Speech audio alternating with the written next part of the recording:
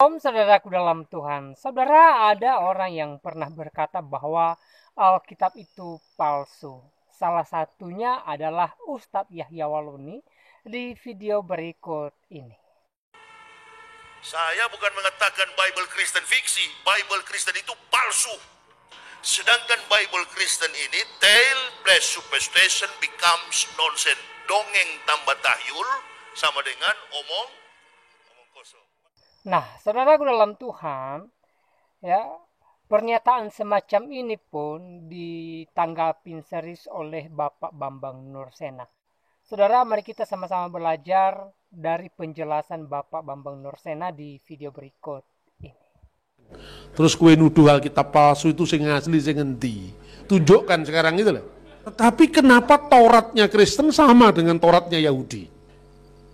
Nah, terus kemudian pihak yang nuduh itu mengatakan kitab Taurat adalah kitab yang diwahyukan oleh Allah kepada Nabi Musa melalui malaikat Jibril. Naskahnya mana sekarang?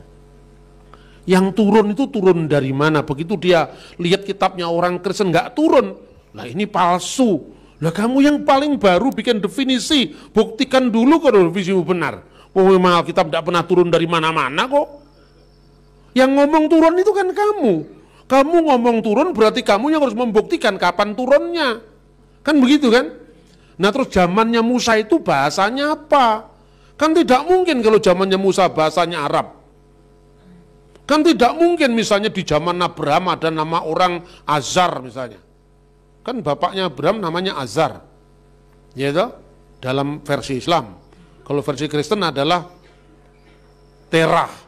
Nah ternyata penemuan arkeologi dari Leonard Woolley tahun berapa? 1930-an sampai 1960-an itu ternyata ditemukan kota-kota kuno di Ur itu, antara namanya Tel Turahi, Tel Nahur, Tel Seruk, Tel Haran kok mirip nama Terah, Haran, Seruk, Nahor. Iya toh? Nah ini arkeologi yang membuktikan. Tapi ini turun apa ya? Sekarang lah turun itu kan keyakinanmu. Orang lain kan nggak mau turun, kamu yang turun sendiri kok. Kira-kira seperti itulah. Ini bukti kan? Yang tidak percaya Yesus, yang percaya Yesus, kok kitabnya sama? Ya kita lanjutkan. Sebelum kita memiliki penemuan laut mati, yang disebut penemuan Qumran, the Dead Sea Scroll, naskah Alkitab yang kita miliki yang paling tua ini, itu untuk perjanjian lama, perjanjian baru nanti habis ini. Setengah jam. Ya. Yang perjanjian lama ini disebut naskah Masoretik. Dalam naskah Masoretik itu mulai ada tradisi untuk menghidupkan huruf-huruf konsonan itu dikasih vokalisasi, ya. Ya kemudian ini bisa kita baca. Nah, tapi ada 3 naskah Masoretik ini yang disimpan dan ditemukan pertama kali di Genisha, itu sinagog di Kairo.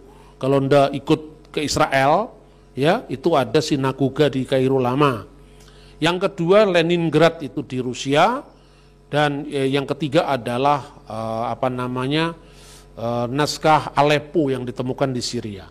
3 naskah ini yang dikenal naskah Masoretik semuanya berasal abad 9 akhir sampai akhir abad ke-11. Pada tahun 1947 ditemukan kembali naskah-naskah Qumran yang dikenal dengan naskah-naskah laut mati. Ya, waktu itu ada seorang gembala Bedouin namanya Muhammad Eldib. Kemudian dia bawa naskah itu, ketika dia melemparkan batu di mulut gua, terdengar bunyi pecahan, lalu dia cari, ternyata itu kulit binatang. Gulungan dalam kulit binatang di tempayan, ada 7 gulungan yang kemudian dibawa ke Yerusalem. Kok kebetulan yang menemukan itu adalah seorang uskup dari gereja Syriak Ortodok namanya Mar Yesui Samuel. Kebetulan di gereja Syriak Ortodok itu bahasa Aramaik masih hidup di gereja itu. Kalau di gereja-gereja yang lain cuma mengenal kata Maranatha, Talitakum, di situ setiap hari liturginya pakai liturgi Rasul Yakobus, bahasanya bahasa Aram. Kalau waktu itu kira-kira yang menemukan pendeta HKBP tidak akan terjadi. Itu kan? Makanya dengan jembatan bahasa Aram itulah dia mulai melihat bahwa Pesher Habakuk ini tafsiran kitab Habakuk dalam bahasa Aram, aslinya bahasa Ibrani. Disitulah mulai ditemukan namanya Targum Ayub. Itu pertemuan setelahnya. Jadi Targum itu bahasa Aramaik, artinya bahasa Arabnya tarjamah. Terjemahan, tapi terjemahan yang agak bebas, secara interpretatif gitu ya. Setelah itu kemudian sampailah naskah ini kepada seorang ahli bahasa Ibrani, dia orang Yahudi, namanya Profesor Eliezer Sukenik. Lalu diusulkan ada dua cara untuk menguji naskah itu. Pertama, cara menguji secara paleografi. Bentuk tulisan itu kan berkembang. Bentuk tulisan di zaman Soekarno itu hurufnya miring, terus terangkai. Zaman Soeharto sudah mulai tegak begini. Zaman milenial enggak karu-karuan, ya kan? Itu kan kelihatan orang tuh nulis di zaman tahun berapa itu loh. Ya, itulah paleografi, mudahnya begitulah. Mudahnya begitu. Nah, ternyata dari paleografi itu ada jejak-jejak tulisan lama. Misalnya, tulisan dari zaman Raja Daud. Itu namanya Paleo-Hebrew. Paleo-Hebrew ini ternyata tidak hanya muncul di tulisan pada zaman Raja Daud, misalnya penemuan kalender Geser.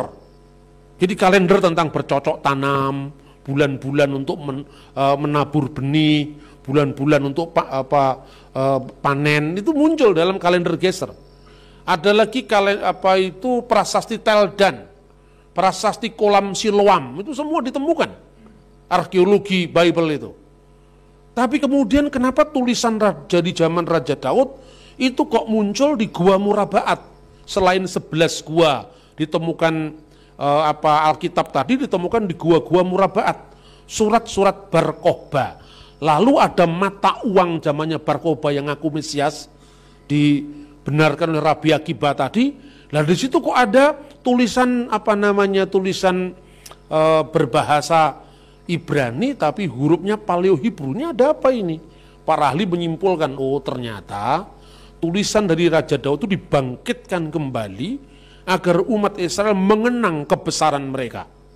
Maka tulisan dari tahun 1000 sebelum Masehi dibangkitkan kembali pada zaman Bar Kokhba tahun 135 Masehi. Ini data-data yang cukup menarik, ya. Nah, kemudian pada zaman dinasti Makabe dikembangkan tulisan lagi namanya Hasmonaim, atau orang Inggris punya Hasmonaim.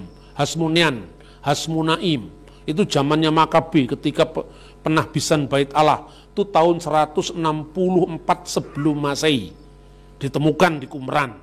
Lalu ada tulisan Herodian, huruf-huruf di zamannya Herodes, masa-masa menjelang Tuhan Yesus sampai zamannya Tuhan Yesus. Lengkap sudah, ada Paleo-Hebrew, ada Hasmonaim, ada Herodian. Lalu tinggal melacak, berarti Qumran itu dihuni tidak hanya pada satu zaman. Lalu pikirkan oleh para sejarawan antara kira-kira zamannya Yonatan Makabe sampai tahun 68 setelah Masehi. Itulah Qumran. Berarti kitab-kitab yang ditemukan di sana itu ada kitab yang jauh lebih tua dari abad pertama. Itu misalnya pecahan-pecahan dari kitab Ulangan, ya, dari kitab Keluaran. Lalu kenapa? Karena sebelum mereka masuk ke Qumran itu, mereka sudah membawa gulungan kitab mereka yang ditulis sebelumnya di Yerusalem. Jadi ini pustaka dari berbagai zaman. Hampir seluruh dari 11 gua itu ditemukan Alkitab semuanya naskah, kecuali kitab Ester. Nah ini yang menarik sekali ya. Setelah dibandingkan selain dari paleografi, ada uji karbon C14. Ditemukan naskah itu sekitar abad kedua sampai sebelum Masehi sampai abad pertama Masehi.